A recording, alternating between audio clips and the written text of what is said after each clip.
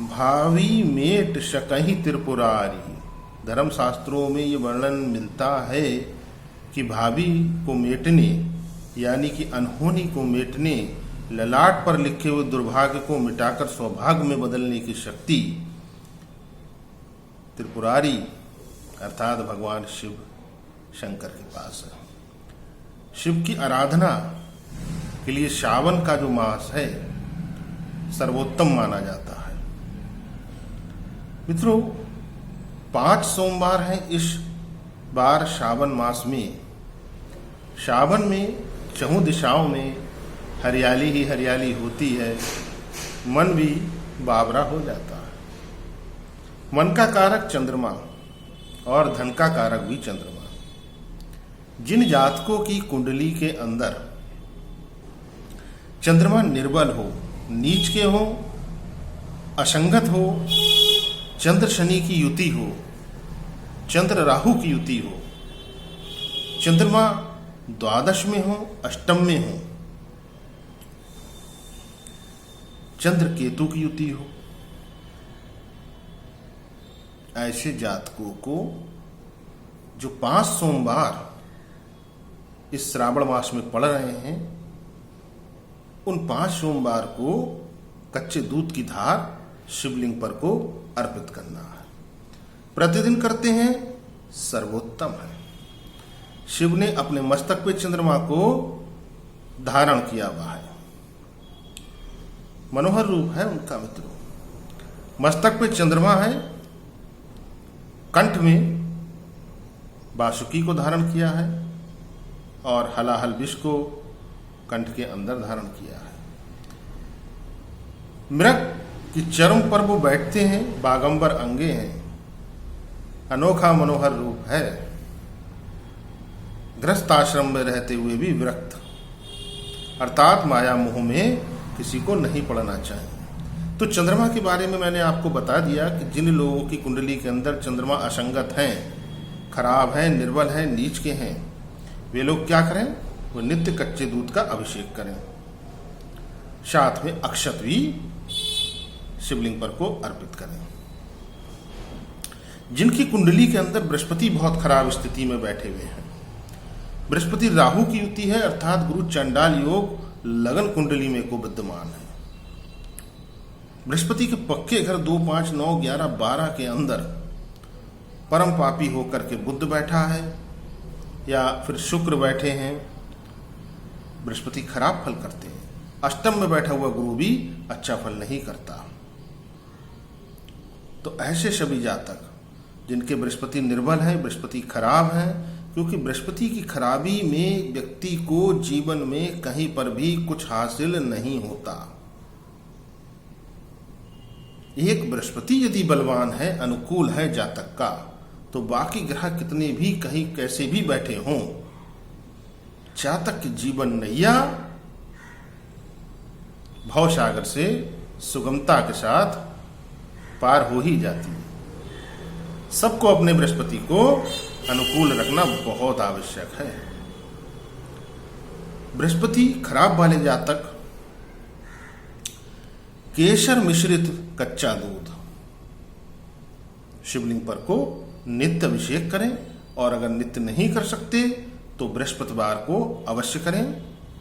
निश्चित ही आपके बृहस्पति मजबूत अनुकूल हो जाएंगे। भगवान शिव की आपको कृपा होगी और कच्चे दूध अर्थात चंद्र और बृहस्पति के योग को आप भगवान शंकर को अर्पित कर रहे हैं। अर्थात आप न केवल अपना बृहस्पति मजबूत कर रहे हैं, अपितु गज केसरी योग का निर्माण भी स्वतः हो जाता है।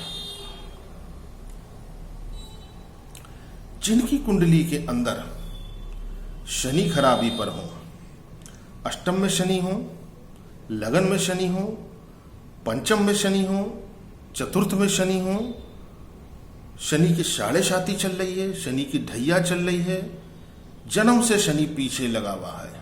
अब जन्म से शनि पीछे लगा होता है तो ऐसा जातक, नंबर 1 बात तो ये कि उसको विरासत में कुछ नहीं मिलता। हो सकता है कि उसके पुरखों के पास संपत्ति रही हो, किंतु उसके भाग्य में कुछ भी नहीं आता। उसके पिता, चाचा या ताऊ उसकी कोई मदद नहीं करती। वो एक प्रकार से सब कुछ होते हुए भी बेपेंदे का लोटा होता है, अर्थात उसकी कोई वैल्यू नहीं होती। और वो सुता यानी कि स्वयं कोई कार्य यदि करता है, कोई बिजनेस आदि करता है, तो वो भी उसमें सफल नहीं हो पाता, उसका पैसा डूब जाता है। एजुकेशन में भी उसको बहुत धक्के खाने पड़ते हैं, प्राइवेट नौकरी आदि भी उसको बहुत मुश्किल से मिलती है। गुजर बसर ऐसे जातक की बहुत दिक्कतों के साथ होती है। इनकी कुंडली के अंदर शनि बहुत अधिक खराबी पर होते हैं, वो संघर्षमय जीवन जीते हैं और साथ में अपयश के भी भागी बनते हैं। कलंक लांछन आदि उनके ऊपर लगता है। यश को करने जाते हैं लेकिन यश की प्राप्ति नहीं होती। अंदर से बहुत अच्छे होते हैं किंतु उनकी जो छवि है वो समाज के अंदर, रिश्तेदारों के अंदर, घर परिवार के अंदर बहुत नेगेटिव होती है। लोग उनसे प्रायः दूर रहते हैं और नफरत करते हैं। तो जिनके शनि खराब है और जिनके राहु भी खराब है, अर्थात राहु की भी महादशा आदि चल रही है, या राहु की महादशा में सूर्य की अंतर्दशा चल रही है, या सूर्य की महादशा में राहु की अंतर्दशा चल रही है, राहु और शनि की खराबी वाले जातक इस श्रावण मास में लगातार जल के अंदर काले तिल डाल करके शिव जी का अभिषेक करते रहें। जिनके शुक्र खराब है, शुक्र राहु की युति कुंडली के अंदर है, बहुत खराब युति होती है मित्रों। इस युति वाले जातक बहुत कुछ पाकर खो देते हैं। दांपत्य जीवन में कलह कलेश निरंतर बना रहता है। शुक्र राहु एक साथ बैठे हों या फिर राहु शुक्र को देख रहा हो, उस कंडीशन में यही होता है। कभी तो वो अर्श पर पहुंच जाते हैं और कभी वो फर्श पर आ जाते हैं। ऐसी कंडीशन वाले जातक जिनकी कुंडली में ये दशा और दिशा हो, उनको एक तो हमेशा एक समान रहना चाहिए। जब उनके पास धन अधिक आए तो उनको धन सोच समझ कर खर्च करना चाहिए। ये नहीं कि धन को यूं ही बर्बाद कर रहे हैं। और थोड़ा सा ध्यान आदि लगाना चाहिए। श्रावण मास का विशेष उपाय शुक्र कमजोर को अनुकूल करने वाले उपाय को आपको बताते हैं। दही से नित्य अभिषेक कीजिए, या फिर गौघृत से अभिषेक कर सकते हैं, या फिर शहद से अभिषेक कर सकते हैं। तीन में से कोई भी चीज या तीनों ही चीजों से अलग अलग अभिषेक आप करके अपने शुक्र को अनुकूल कर सकते हैं। प्रतिदिन करते हैं अति उत्तम है, नहीं तो शुक्रवार जो श्रावण मास में आ रहे हैं उनमें आप ये अवश्य कीजिए। शुक्रवार जिनके बुध खराबी पर है, मित्रों बुध एक ऐसा प्लेनेट है जिस पर प्रायः आचार्य लोग, आम ज्योतिषी ध्यान नहीं देते, क्योंकि उसको ज्योतिष में सुकुमार ग्रह कहा जाता है। किंतु वो एक ऐसा दीमक है दोस्तों जो दिखाई नहीं देता और अंदर ही अंदर, जैसे कि दीमक अंदर ही अंदर चाटता रहता है, लोगों को नजर प्रायः नहीं आता और सब कुछ खत्म कर देता है। 12वें घर का बुध, 8वें घर का बुध बहुत खराब फल करता है। ऐसे बुध को ठीक करने के लिए श्रावण मास में क्या करना है आपको, क्योंकि सभी ग्रह शिवलिंग के नीचे दबे पड़े हैं, सभी ग्रह भगवान शंकर के अधीन है। आपको बुधवार के बुधवार गन्ने के रस से शिवलिंग का अभिषेक करना है। अब ये उपलब्ध अगर आपके पास ना हो तब आप क्या करेंगे, आप बुधवार के बुधवार एक मुट्ठी साबुत मूंग मंगलवार की रात में भिगो दीजिए, बुधवार की सुबह शिवालय में को जाइए और जल में से वो जो साबुत मूंग है निकाल करके अपनी मुट्ठी में करके शिवलिंग पर को छोड़ दीजिए। इतना आपको करना है। अब ऐसे जातक जिनका कि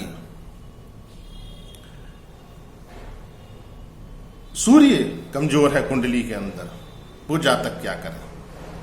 उन जातकों को क्या करना है मित्रों? सूर्य गायत्री मंत्र का जाप शिवलिंग के पास बैठ करके प्रतिदिन एक माला रुद्राक्ष की माला पर कर लीजिए। मित्रों, ये बहुत पवित्र मास है। श्रावण मास शिव की आराधना के लिए सर्वोत्तम माना जाता है। अलग अलग तरीके से अभिषेक मैंने आपको यहाँ पर को बताया, कुंडली का भी यहाँ पर को कुछ मैंने आपके सामने विश्लेषण किया। इसका लाभ उठाइए, भगवान शिव को प्रसन्न कीजिए। और यहाँ पर को मैं आपको भगवान शिव के ध्यान मंत्र के साथ इस वीडियो का समापन करता हूँ। भगवान शिव से आपके मंगल की कामना करता हूँ। ध्याये नित्यं महेशं रजतगिरिनिभं चारु चंद्रावतं सं रत्नाकल्पोज्ज्वलां परशुमृगवराभीतिहस्तं प्रसन्नं पद्मासीनं समन्तात् स्तुतमर्गणे व्याकृतिं वसानं विश्ववादं विश्वबन्धं निखिलवैहरं पंचवक्तिनेत्रम्। हर हर महादेव, जय सिया राम। दोस्तों, वीडियो को लाइक अवश्य कीजिएगा।